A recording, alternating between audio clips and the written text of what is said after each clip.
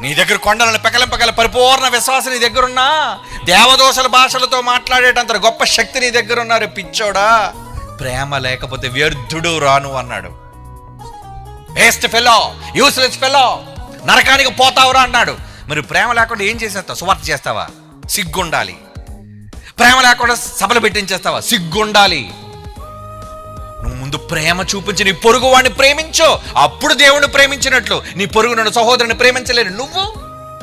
కనిపించరు దేవుణ్ణి ప్రేమించేసి గొప్ప గొప్ప కార్యక్రమాలు చేసేస్తావా?